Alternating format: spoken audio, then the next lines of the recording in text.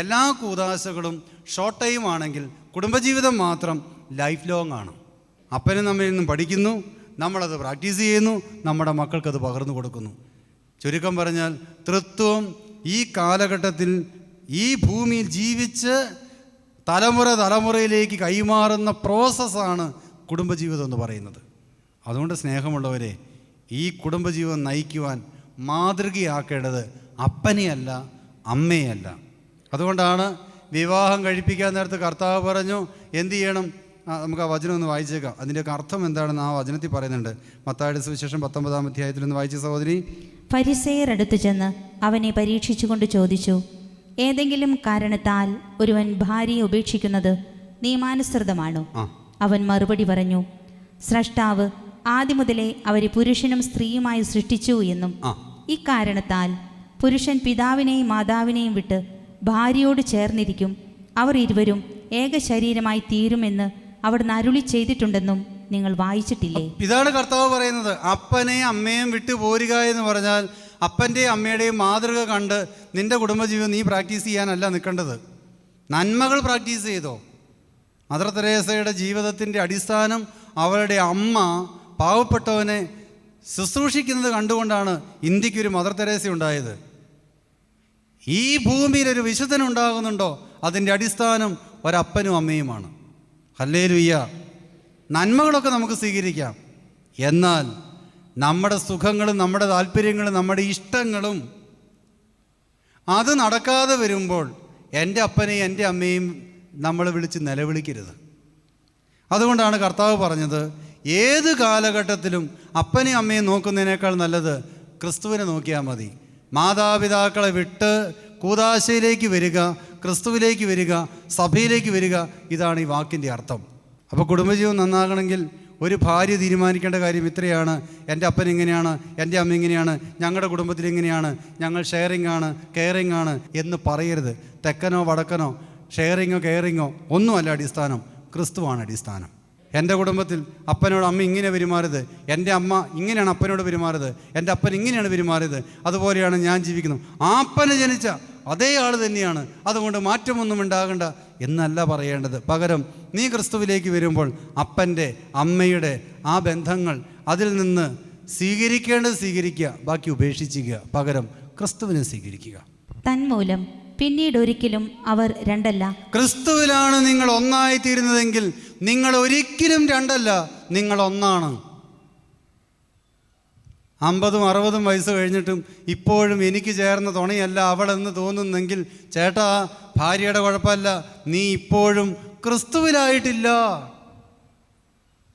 നീ ക്രിസ്തുവിലാണ് നിൻ്റെ കുടുംബജീവിതം പടുത്തുയർത്തുന്നതെങ്കിൽ ഉണ്ടായ നിമിഷം തൊട്ട്, സ്വീകരിച്ച നിമിഷം തൊട്ട് മരണം വരെയും രണ്ടല്ല, ഒന്നായിരിക്കും.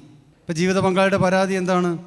ഹൃദയത്തിൽ സ്നേഹിക്കാൻ പറ്റുന്നില്ല, ആഴത്തിൽ സ്നേഹിക്കാൻ പറ്റുന്നില്ല, എന്നെ മനസ്സിലാക്കുന്നില്ല, എന്നെ സ്വീകരിക്കാൻ പറ്റുന്നില്ല, എനിക്ക് ഉൾക്കൊള്ളാൻ പറ്റുന്നില്ല. ഈ സ്വഭാവം, ഈ നേച്ചർ, ഈ ദേഷ്യം, ഈ കോപം, ഈ ജോലി, ഈ ദുർഗന്ധം, ഈ ഡ്രസ്സ്, എന്തെല്ലാം പ്രശ്നങ്ങളാണ് കിടക്കുന്നത്.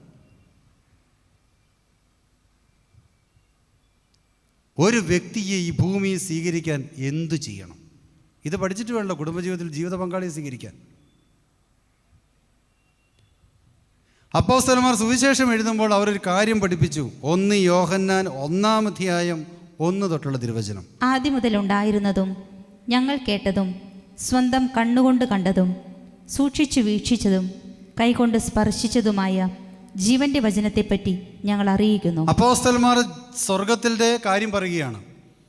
ഞങ്ങൾ ദൈവത്തെ, യേശുവിനെ, വചനത്തെ കണ്ടതാണ്, തൊട്ടതാണ്, അറിഞ്ഞതാണ്.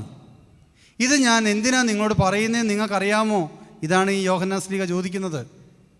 സുവിശേഷം എന്തിനാ എഴുതിയെന്ന് അറിയാമോ? ബൈബിൾ എന്തിനാ വായിക്കേണ്ടതെന്ന് നിങ്ങൾക്കറിയാമോ? ബന്ധങ്ങൾ എങ്ങനെയാണ് നിലനിർത്തേണ്ടതെന്ന് നിങ്ങൾക്കറിയാമോ? ആ ചോദ്യത്തിൻ്റെ ഉത്തരമാണ് യോഹന്നാൻ ശ്ലീഹ പറയുന്നത്. വായിച്ചോ. ജീവൻ വെളിപ്പെട്ടു, ഞങ്ങളത് കണ്ടു, അതിന് സാക്ഷ്യം നൽകുകയും ചെയ്യുന്നു. പിതാവിനോട് കൂടെ ആയിരുന്നതും ഞങ്ങൾക്ക് വെളിപ്പെട്ടതുമായ നിത്യജീവൻ ഞങ്ങൾ നിങ്ങളോട് പ്രഘോഷിക്കുന്നു. ഞങ്ങൾ കാണുകയും കേൾക്കുകയും ചെയ്തത് നിങ്ങളെയും ഞങ്ങൾ അറിയിക്കുന്നു. ഞങ്ങൾ കണ്ടതും ഞങ്ങൾ കേട്ടതും നിങ്ങളെ അറിയിക്കുകയാണ്. എന്തിനാ അറിയിക്കുന്നതെന്നറിയാമോ? വായിച്ചേ. ഞങ്ങളുമായി നിങ്ങൾക്കും കൂട്ടായ്മ ഞങ്ങൾക്കും നിങ്ങൾക്കും കൂട്ടായ്മ വേണമെങ്കിൽ, ആ വചനം അച്ഛൻ ഒന്നുകൂടി ആവർത്തിക്കുകയാണ്. ഞങ്ങൾക്കും നിങ്ങൾക്കും കൂട്ടായ്മ വേണമെങ്കിൽ, ഭാര്യയ്ക്കും ഭർത്താവിനും കൂട്ടായ്മ വേണമെങ്കിൽ, മക്കൾക്കും അപ്പനും കൂട്ടായ്മ വേണമെങ്കിൽ, സഹോദരങ്ങൾ തമ്മിൽ കൂട്ടായ്മ വേണമെങ്കിൽ, ബന്ധങ്ങൾ വളരണമെങ്കിൽ എന്ത് ചെയ്യണമെന്ന് അപ്പോസ്തലൻ പഠിപ്പിക്കുകയാണ്. വായിച്ച സഹോദരങ്ങളെ, എന്താ പറയുന്നേ? ഞങ്ങളുടെ കൂട്ടായ്മയാകട്ടെ പിതാവിനോടും അവിടുത്തെ പുത്രനായ യേശു ക്രിസ്തുവിനോടുമാണ്. അപ്പോസ്തലൻ പഠിപ്പിക്കുന്ന ഇതാണ്: ഞങ്ങൾക്കും നിങ്ങൾക്കും കൂട്ടായ്മ വേണമെങ്കിൽ ഞങ്ങൾക്ക് ക്രിസ്തുവുമായിട്ടൊരു ബന്ധമുണ്ടാകണം. ഞങ്ങളുടെ ക്രിസ്തുവുമായിട്ടുള്ള ബന്ധമാണ് നിങ്ങൾക്ക് ഞങ്ങളുമായിട്ടൊരു ബന്ധമുണ്ടാകുന്നത്. ഹല്ലേലൂയ. ഇപ്പോൾ ഈ ധ്യാനം നടക്കുമ്പോൾ ഒത്തിരി കാര്യങ്ങൾ ഇവിടെ നടക്കുന്നുണ്ട്. ഒന്ന്, ഫാൻ വർക്ക് ചെയ്യുന്നുണ്ട്. ഫാൻ വർക്ക് ചെയ്യുമ്പോൾ കാറ്റ് ലഭിക്കുന്നുണ്ട്. ഇപ്പോൾ ഈ ലൈറ്റ് ഇതിലേക്ക് അടിക്കുന്നുണ്ട്, വെളിച്ചം കിട്ടുന്നുണ്ട്.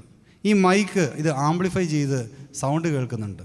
നമ്മൾ ഈ കാണുകയും കേൾക്കുകയും സ്പർശിക്കുകയും അനുഭവിക്കുകയും ചെയ്യുന്ന മുഴുവൻ കാര്യങ്ങളും ഇലക്ട്രിസിറ്റി വഴിയാണ് ലഭിക്കുന്നത്. ഈ ഇലക്ട്രിസിറ്റി എവിടെ നിന്ന് ഉൽപ്പാദിപ്പിക്കപ്പെടുന്നത്? ഇടുക്കിയിൽ നിന്നാണ് ഉൽപ്പാദിപ്പിക്കുന്നല്ലേ. ആ വെള്ളം പല ജനറേറ്ററുകൾ വഴി, പല ഡാമുകൾ വഴി, ജനറേറ്ററുകൾ വഴി ഉൽപ്പാദിപ്പിക്കുന്ന ഈ സംഭവമാണ് നമ്മളിന്ന് ആസ്വദിച്ചുകൊണ്ടിരിക്കുന്നത്. ഇടുക്കി ജലവുമായി എനിക്കൊരു ബന്ധമില്ല എന്ന് പറഞ്ഞാൽ നമുക്ക് ഇത് ഏതെങ്കിലും ആസ്വദിക്കാൻ പറ്റുമോ? നമുക്കിവിടെ എന്തെങ്കിലും ഒരു ആസ്വാദനം കിട്ടണമെങ്കിൽ നമ്മൾ അറിഞ്ഞോ അറിയാതെയോ ആ വെള്ളവുമായി നമുക്കൊരു ബന്ധമുണ്ട്. കാര്യം, പുതിയ ഫോണാണ് ഞാൻ എടുത്തത്, പക്ഷേ ചാർജ് ചെയ്യാൻ മറന്നുപോയി. എന്ത് സംഭവിക്കും? ചത്തുപോകും. ഞാൻ ദൈവത്തിൻ്റെ സൃഷ്ടിയാണ്. എല്ലാം കർത്താവ് അതിനകത്ത് ഇൻസ്റ്റാൾ ചെയ്ത് പാക്ക് ചെയ്ത് വിട്ടിട്ടുണ്ട്. പക്ഷേ കർത്താവ് ഒരു കാര്യം മാത്രം ചെയ്തു. എന്നാണെന്നറിയാമോ? ലൈഫ് ലോങ് ബാറ്ററി മാത്രം വെച്ചില്ല. അത് ഇടയ്ക്ക് കുത്തി കൊടുക്കണം. ക്രിസ്തുവുമായി എനിക്കൊരു ബന്ധമുണ്ടെങ്കിൽ ഞാൻ ചാർജ് ആകും. എൻ്റെ മിടുക്കല്ല, പകരം ഇലക്ട്രിസിറ്റി എന്നിലേക്ക് കയറുന്നതുകൊണ്ടാണ്. ക്രിസ്തു എന്നിലേക്ക് കയറുമ്പോൾ എൻ്റെ ഹൃദയം സ്നേഹം കൊണ്ട് നിറയും. ആ സ്നേഹമാണ് സത്യത്തിൽ എനിക്ക് സ്നേഹിക്കുവാനും ക്ഷമിക്കുവാനും പൊറുക്കുവാനും കഴിയുന്ന ശക്തി എന്ന് പറയുന്നത്. ഹല്ലേലൂയ. ഇത് തിരിച്ചറിയാത്തതുകൊണ്ടാണ് നമ്മുടെ മക്കൾ പ്രേമം പ്രേമം എന്ന് പറഞ്ഞ് 5-6 വർഷം പ്രേമിച്ചിട്ട് കല്യാണം കഴിയുമ്പോൾ പിറ്റേ മാസം തൊട്ടോ ഒരു വർഷം കഴിയുമ്പോൾ ഡൈവേഴ്സ് വേണമെന്ന് പറയുന്നതിൻ്റെ കാര്യം ഈ പറഞ്ഞതാണ്. അവർ പാവങ്ങൾ ബാറ്ററിയെ കണ്ടോളൂ, കറണ്ടേ കുത്താൻ മറന്നുപോയി. ബാറ്ററി ചാർജ് തീരും. അപ്പം നിങ്ങളുടെ ആരുടെയെങ്കിലും കുടുംബജീവിതങ്ങൾ സ്നേഹത്തിൻ്റെ അടിസ്ഥാനമല്ല എങ്കിൽ നിങ്ങൾ തിരിച്ചറിയേണ്ടത് സൈക്കോളജിയുടെ പ്രശ്നമല്ല, തിയോളജിയുടെ പ്രശ്നമല്ല, സോഷ്യോളജിയുടെ പ്രശ്നമല്ല, എക്കണോമിക്കലിൻ്റെ പ്രശ്നമല്ല, സാമ്പത്തിക പ്രശ്നമല്ല, പകരം ക്രിസ്തുവുമായിട്ട് എനിക്ക് യാതൊരു ബന്ധവുമില്ല. എനിക്ക് ക്രിസ്തുവുമായിട്ട് ബന്ധമുണ്ടെങ്കിൽ ഈ ഭൂമിയിൽ എനിക്ക് തന്നതിനെ സ്വീകരിക്കാൻ എനിക്ക് സാധിക്കും. വിജാതീയ പുത്രി എന്ന് സഭ വിവാഹ കുദാശയിൽ എഴുതി വെക്കുമ്പോഴും ഈ യൂദാസിനെ ക്രിസ്തുവിന് സ്വീകരിക്കേണ്ടി വന്നു. യൂദാസിനെ കർത്താവ് സ്വീകരിച്ചത് യോഹന്നാൻ സുവിശേഷം 17-ാം അധ്യായത്തിൽ പറയുന്നുണ്ട്. പിതാവേ, അങ്ങ് എനിക്ക് തന്നവരെ ഞാൻ സ്വീകരിക്കുന്നു. പിതാവേ, അവരെ വിശുദ്ധീകരിക്കേണ്ടതിന് ഞാൻ എന്നെ തന്നെ വിശുദ്ധീകരിക്കുന്നു. തനിക്ക് ലഭിച്ച പങ്കാളിയെ, ക്രിസ്തുവിന് ലഭിച്ച പങ്കാളികളാണ് ക്രിസ്തുവിൻ്റെ അപ്പോസ്തലന്മാർ. ഈ പങ്കാളികളെ പിതാവിൻ്റെ കയ്യിൽ നിന്നാണ് ക്രിസ്തു സ്വീകരിച്ചത്. അതുകൊണ്ട് യൂദാസിൻ്റെ ഒറ്റുകൊടുക്കൽ പോലും, പത്രോസിൻ്റെ തള്ളിപ്പറയൽ പോലും, യാക്കോബിൻ്റെയും യോഹന്നാൻ്റെയും പ്രാർത്ഥനകളുണ്ട്. തീയിറങ്ങി ചാവട്ടെ എന്ന് പറഞ്ഞപ്പോഴും തള്ളിക്കളയാതിരുന്നത്, ഉപേക്ഷിക്കാതിരുന്നത്, ഇത് എൻ്റെ അപ്പൻ എനിക്ക് തന്നതും ഞാൻ ഇവരെ വിശുദ്ധീകരിക്കാൻ വേണ്ടി ദൈവം എന്നെ ഏൽപ്പിച്ചതെന്ന ബോധ്യമാണ്. ഈ ദൗത്യ ബോധ്യം ഉള്ളതുകൊണ്ടാണ് ക്രിസ്തു ശിഷ്യന്മാരെ തള്ളിക്കളയായിരുന്നത്. അല്ലെങ്കിൽ ഇവരുടെയൊക്കെ കയ്യിലിരിപ്പ് കൊണ്ട് ആരിവരെ കൊണ്ടേ അടക്കും. പത്രോസിൻ്റെയൊക്കെ സ്വഭാവം അനുസരിച്ച് നമ്മൾ പറയില്ലേ, ഞാൻ 1 പ്രാവശ്യമായിട്ട് പറയുന്നു, 2 പ്രാവശ്യമായിട്ട് പറയുന്നു, ഇനി എങ്ങാനും ഈ പണി കാണിച്ചാൽ ഞാൻ എന്തു ചെയ്യും? പത്രോസ് കാണിച്ച ഓരോ മണ്ടത്തരങ്ങളിരുന്ന് വായിച്ച് നമ്മളൊന്ന് കേൾക്കണം. ആ പത്രോസിനെയും ചേർത്ത് നിർത്തി ആ പത്രോസിൻ്റെ കയ്യിൽ തന്നെ തൻ്റെ ഉത്ഥാനത്തിന് ശേഷം ഈ സഭയെ ഏൽപ്പിക്കാൻ ക്രിസ്തുവിനുണ്ടായിരുന്ന ആർജവം പിതാവുമായിട്ടുള്ള ബന്ധമായിരുന്നു. എങ്കിൽ കുടുംബജീവിതത്തിൻ്റെ അടിസ്ഥാനം എന്ന് പറയുന്നത് സ്നേഹമാണ്. ആ സ്നേഹം നമ്മുടെ ഹൃദയത്തിലേക്ക് പകർന്നു തരികയും ജ്വലിപ്പിക്കുകയും ചെയ്യുന്നത് ക്രിസ്തുവുമായിട്ടുള്ള ബന്ധം മാത്രമാണ്. ഈ ബന്ധം എപ്പോൾ മുറിയുന്നു അപ്പോൾ കുടുംബജീവിതത്തിൻ്റെ ബന്ധം മുറിയും. യോഹന്നാൻ 15 കർത്താവ് പറഞ്ഞു, ഞാൻ സാക്ഷാൽ മുന്തിരിച്ചെടിയാണ്, ഞാൻ എൻ്റെ പിതാവുമായിട്ട് ഒന്നിച്ചാണ് നിൽക്കുന്നത്, എന്നോട് ചേരാതെ നിൽക്കുന്ന ചില്ലകൾ വെട്ടിക്കളയും, വെട്ടിക്കളഞ്ഞ ചില്ലയ്ക്ക് സ്വയം ഫലം പുറപ്പെടുവിക്കുവാൻ സാധിക്കുകയില്ല. ഇതാണ് കുടുംബജീവിതത്തിൻ്റെ ആദ്യ പാഠമായ ആദമും ഹവ്വായും. ദൈവത്തിൻ്റെ സ്വരൂപം സദൃശ്യം, ഇതാണ് മനുഷ്യൻ. മനുഷ്യനിൽ സ്ത്രീയുമുണ്ട് പുരുഷനുമുണ്ട്. അതുകൊണ്ടാണ് കർത്താവ് മത്തായിയുടെ സുവിശേഷത്തിൽ പറഞ്ഞത്, അവരെ ആണും പെണ്ണുമായിട്ട് ചേർന്നു. ആണും പെണ്ണും ചേരുന്നതാണ് മനുഷ്യൻ. ദൈവത്തിൻ്റെ സ്വരൂപം സദൃശ്യം എന്ന് പറഞ്ഞാൽ ദൈവം ചിന്തിക്കുന്ന പോലെ ചിന്തിക്കും, ദൈവം പറയുന്നത് പോലെ പറയും. ഇതാണ് ദൈവം നമുക്ക് തന്നിരിക്കുന്ന യോഗ്യത. ദൈവം ചിന്തിക്കുന്ന പോലെ ചിന്തിക്കും, ദൈവം പ്രവർത്തിക്കുന്ന പോലെ പ്രവർത്തിക്കും. യേശു പറഞ്ഞ വാഗ്ദാനം ഇങ്ങനെയാണ്, ഞാൻ എൻ്റെ അപ്പൻ്റെ അടുക്കിലേക്ക് പോയി കഴിയുമ്പോൾ നിങ്ങൾ ഞാൻ ചെയ്തതിനേക്കാൾ വലിയ കാര്യങ്ങൾ ചെയ്യും. നമ്മുടെ പവർ അതാണ്, നമ്മുടെ ശക്തി അതാണ്. നമ്മളത്ര മോശക്കാരൊന്നുമല്ല. നമ്മൾ ദൈവത്തിൻ്റെ സ്വരൂപമാണ്, സദൃശ്യമാണ്. അങ്ങനെയെങ്കിൽ ഏദൻ തോട്ടത്തിൽ പറുദീസ സൃഷ്ടിച്ച ദൈവം, മനുഷ്യന് വേണ്ടി ഉദ്യാനമുണ്ടാക്കിയ ദൈവം അവനെ ഏദൻ്റെ മണ്ണിൽ നിന്ന് സൃഷ്ടിച്ചു, സ്വരൂപത്തിൽ സദൃശ്യത്തിൽ. ആ ഏദൻ തോട്ടത്തിലെ ആദം ഏകനായിരിക്കുന്നത് നല്ലതല്ലെന്ന് ദൈവം കണ്ടു. ഇതാണ് കുടുംബജീവിതത്തിൻ്റെ അടിസ്ഥാനപരമായ കാര്യം. സ്നേഹമുള്ളവരെ, നമ്മളിൽ പലരും കരുതിയിരിക്കുന്നത് വിവാഹം കഴിച്ചാൽ അവർ രണ്ടുപേരും രണ്ടല്ല ഒന്നെന്നാണ് ചിന്തിച്ചുകൊണ്ടിരിക്കുന്നത്. എന്നാൽ ഓരോ കുടുംബജീവിതവും വിശദമായി പരിശോധിച്ചാൽ മനുഷ്യൻ ഇന്ന് ഒറ്റയ്ക്കാണ് ഇരിക്കുന്നത്, ഏകനായിട്ടാണ് ഇരിക്കുന്നത്. കാര്യം കല്യാണം കഴിഞ്ഞ് ഭാര്യയുടെയും ഭർത്താവിൻ്റെയും ഫോട്ടോ എന്നാണെങ്കിലും കിടപ്പ് 2 മുറിയിലാണ്. അവൻ ഏകനായിരിക്കുന്നത് നല്ലതല്ല, അവൾ ഏകനായിരിക്കുന്നത് നല്ലതല്ല. 1 മുറിയിലാണെങ്കിലും 2 കിടപ്പാണ്. ഏകനായിരിക്കുന്നത് നല്ലതല്ല. ഞാൻ പറയുന്ന കാര്യങ്ങൾ ഭർത്താവിന് മനസ്സിലാകുന്നില്ല. അവൾ ഏകനായിരിക്കുന്നത് നല്ലതല്ലെന്ന് പറഞ്ഞത് കർത്താവാണെങ്കിൽ നീ ശ്രദ്ധിച്ചോ, കുടുംബജീവിതത്തിലേക്ക് വിളിക്കപ്പെട്ടിട്ട് പിന്നെ സന്യാസ ജീവിതം നയിക്കാൻ തുടങ്ങിയാൽ അത് നിനക്ക് നല്ലതല്ല. കല്യാണം കഴിക്കുന്നതിന് മുമ്പ് എത്രയോ സഹോദരിമാരോട് ചോദിച്ചിട്ടെന്നറിയാമോ, കന്യാസ്ത്രീ ആവുന്നുണ്ടോ? എന്നെയാ പണിക്ക് കിട്ടത്തില്ല. ഒരു ദേറാജീവിതം നയിക്കാൻ ആഗ്രഹിക്കുന്നുണ്ടോ? എനിക്ക് തോന്നണില്ല അച്ഛാ, അതിനുള്ള ശക്തിയുണ്ട്, ബലമുണ്ടെന്ന് തോന്നുന്നില്ല. കല്യാണം കഴിഞ്ഞ് 5 വർഷം കഴിയാൻ നേരത്ത് കന്യാസ്ത്രീ മഠത്തിലേക്ക് പോയിരുന്നുണ്ടോ എന്ന് ചോദിക്കേണ്ട നിമിഷം സകലതും കൂടും കൊടുക്കുകയായിട്ട് മൊത്തം അങ്ങ് പോന്നേക്കും. വേണ്ട അച്ഛൻ, മടുത്തു ഈ പണി എന്ന് പറയും. സഹോദരന്മാരോട് ചോദിക്കുകയാണ്, ആരെങ്കിലും സന്യാസി ആവാമെന്ന് വെച്ചാൽ സന്യാസി ആക്കണ്ട, പള്ളിയുടെ ആശ്രമത്തിൽ കൂടിയേക്കാന്ന് പറഞ്ഞ് ജീവിക്കുന്ന എത്ര ആത്മാക്കളാണെന്നറിയാം പോരുന്നു ഇങ്ങോട്ട്. ഭാര്യയും ഭർത്താവും 2 അല്ല 1 ആണെന്ന് വിശ്വസിപ്പിച്ച് കുടുംബജീവൻ നയിച്ചിട്ട് അവർ 2 വേറെ പിരിഞ്ഞാൽ എന്ത് സംഭവിക്കുന്നറിയോ? അവൻ വേറെ കമ്പനി പിടിക്കും, അവൾ വേറെ കമ്പനി പിടിക്കും. കാരണം ഏകനായിരിക്കുന്നത് നല്ലതല്ല. അപ്പോൾ ദൈവത്തിൻ്റെ സദൃശ്യവും സ്വരൂപമുള്ള ഈ മനുഷ്യൻ ഏകനായിരിക്കും നല്ലതല്ല, കൂട്ടായ്മ വേണമെന്ന് മാത്രമേ കർത്താവ് അതിൽ ഉദ്ദേശിച്ചുള്ളൂ. മനുഷ്യൻ്റെ സ്വഭാവം എന്താണെന്ന് അച്ഛൻ പറഞ്ഞത്, അവൻ ദൈവം ചിന്തിക്കുന്ന പോലെ ചിന്തിക്കും, ദൈവം പ്രവർത്തിക്കുന്ന പോലെ പ്രവർത്തിക്കും. ആദം ഒറ്റയ്ക്കിരിക്കുന്ന നല്ലതെന്ന് കണ്ടപ്പോൾ ദൈവം അവനെ അവൻ്റെ വാരിയിൽ നിന്ന് ഹവ്വായെ സൃഷ്ടിച്ചു. ഈ സ്ത്രീയെ കണ്ടപ്പോൾ ആദം പറഞ്ഞൊരു വാക്കുണ്ട്. ആദമിൻ്റെ പിതാവ് ആരാണ്? പിതാവായി ദൈവമാണ്. അവൻ അപ്പൻ പറഞ്ഞതുപോലെ തന്നെ മകൻ ആദം പറഞ്ഞു. അപ്പൻ എന്താ പറഞ്ഞെന്നറിയാമോ? മേഘങ്ങൾ ഉണ്ടാകട്ടെ നല്ലതെന്ന് കണ്ടു, ഭൂമി ഉണ്ടാകട്ടെ നല്ലതെന്ന് കണ്ടു, സൂര്യനുണ്ടാകട്ടെ നല്ലതെന്ന് കണ്ടു, വെളിച്ചമുണ്ടാകട്ടെ നല്ലതെന്ന് കണ്ടു. അവൻ്റെ മകൻ, പിതാവായ ദൈവത്തിൻ്റെ മകൻ ആദം ഹവ്വായെ കണ്ടിട്ട് പറഞ്ഞു, അവൾ നല്ലതാണ്, അവൾ എൻ്റേതാണ്, അവൾ എൻ്റെ സ്വന്തമാണ്. ദൈവവുമായി കൂട്ടായ്മയുണ്ടായിരുന്ന ആദം തനിക്കുണ്ടായ ജീവിത പങ്കാളി കണ്ടുകൊണ്ട് പറഞ്ഞു, ഇതെൻ്റെ സ്വന്തമാണ്. ഇനി എപ്പോഴാണ് ബന്ധം പിരിഞ്ഞത്? ഭാര്യയും ഭർത്താവുമല്ല ബന്ധം പിരിഞ്ഞത്. പാപം ചെയ്യരുതെന്ന് ദൈവം പറഞ്ഞു. അവൻ്റെ ജീവിതത്തിൽ പാപം കടന്നു വന്നു. ആ പാപം എന്താണെന്ന് പരിശോധിക്കുവാനും തിരുത്തുവാനും ഏദൻ്റെ പറുദീസായിൽ ദൈവം ഇറങ്ങി വന്നിട്ട് ആദമിനെ വിളിച്ചു. ആദം, നീ എവിടെ? നഗ്നനാണെന്ന് പറഞ്ഞു. നിന്നോട് ആരാ മോനെ പറഞ്ഞേ നീ നഗ്നനാണെന്ന്? പല സഹോദരന്മാരും സഹോദരിമാരും കല്യാണം കഴിഞ്ഞിട്ടാണ് പറയുന്നത്, ചിന്തിക്കുന്നത്, അയ്യോ നഗ്നനാണേ, കുറവുള്ളവനാണേ, സംഗതി മുഴുവൻ പോയേ. ദൈവം ചോദിക്കും, നിന്നോട് ആര് പറഞ്ഞു നിനക്ക് കുറവുണ്ടെന്ന്? നിൻ്റെ കുടുംബജീവിതം നിന്നെ തകർത്തെന്ന് നിന്നോട് ആര് പറഞ്ഞു? ഈ കല്യാണം നിൻ്റെ ജീവിതത്തെ വേദനിപ്പിച്ചു നിന്നോട് ആര് പറഞ്ഞു? ചിലർ പറയും, അച്ഛാ സൺഡേ സ്കൂൾ പഠിപ്പിക്കുമായിരുന്നു, ടീച്ചറായിരുന്നു, ഞാൻ ഒത്തിരി നേരം പ്രാർത്ഥിക്കുമായിരുന്നു, ദൈവവുമായിട്ട് എനിക്ക് നല്ല ബന്ധമുണ്ടായിരുന്നു. ഈ വിവാഹം കഴിഞ്ഞതോടുകൂടി അച്ഛാ എല്ലാം പോയി അച്ഛാ, കർത്താവ് എന്നെ ഉപേക്ഷിച്ചു എന്നാണ് തോന്നണേ. ഞാൻ കർത്താവിന് ഇഷ്ടമില്ലാതെ പോലെ ജീവിക്കുന്നേ, നിരാശപ്പെട്ട് കിടക്കുന്ന എത്രയോ പേരാണെന്നറിയോ? കർത്താവ് ചോദിക്കും, മോളെ നിന്നോട് ആരാ പറഞ്ഞു നീ നഗ്നനാണെന്ന്? എത്രയോ പുരുഷന്മാരാണെന്നറിയോ പ്രാർത്ഥനയും പരിഹാരവും വിശുദ്ധ ജീവിതവും നയിച്ച് കുടുംബജീവിതത്തിലേക്ക് പ്രവേശിച്ചു.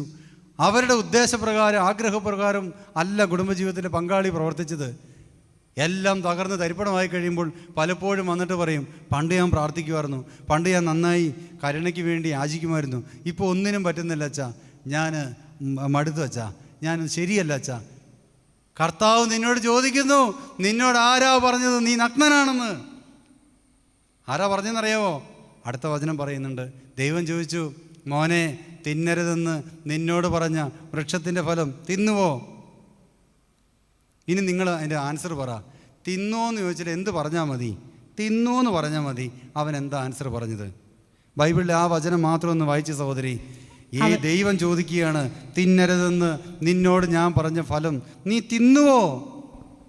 എന്ത് മറുപടി പറഞ്ഞു? വായിച്ചേ. അവൻ പറഞ്ഞു, അങ്ങ് എനിക്ക് കൂട്ടിന് തന്ന സ്ത്രീ ആ മരത്തിന്റെ പഴം എനിക്ക് തന്നു. ഈ വചനമൊന്നും ധ്യാനിച്ചു നോക്ക്.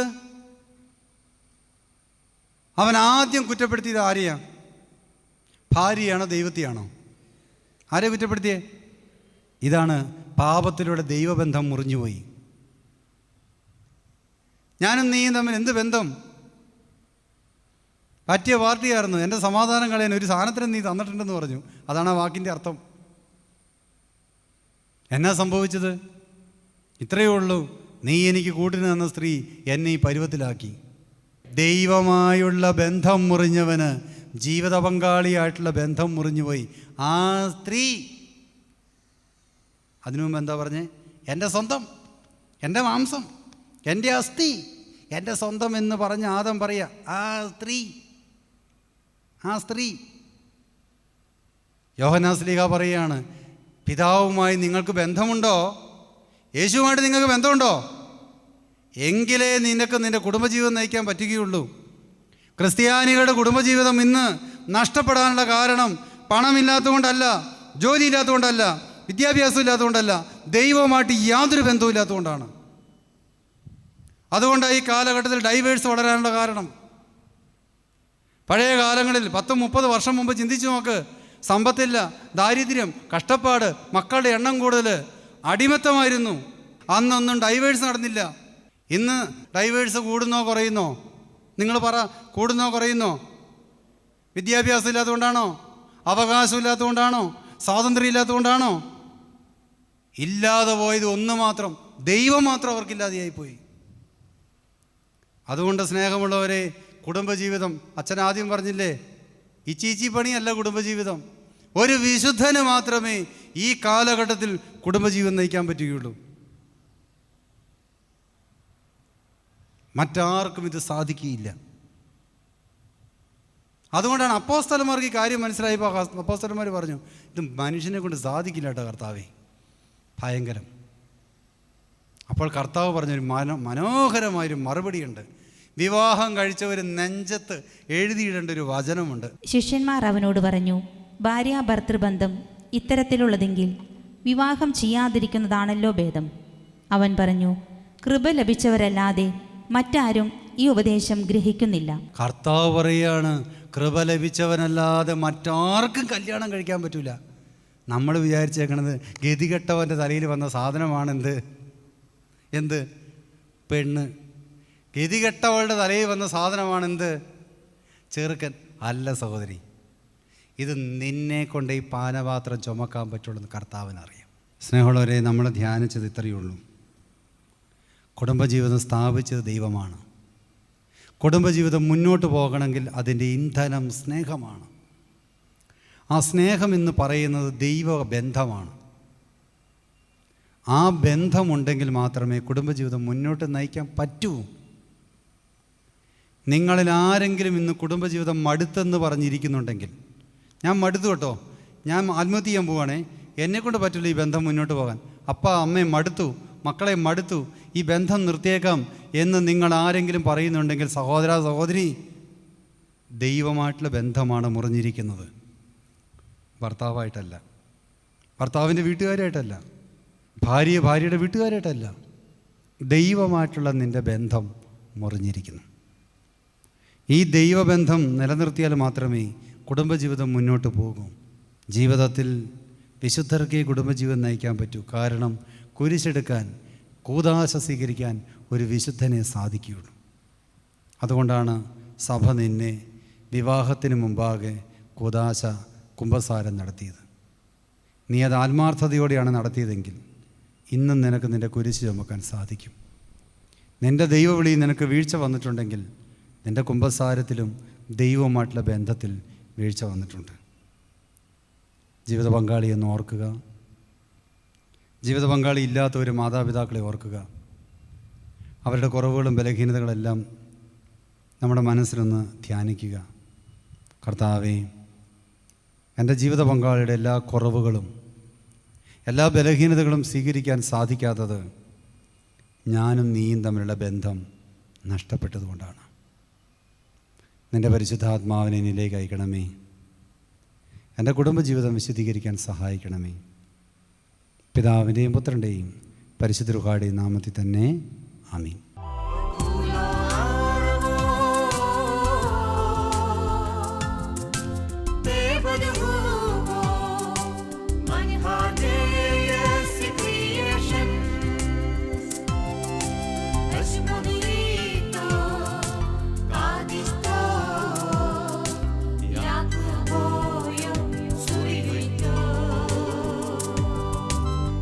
Maria.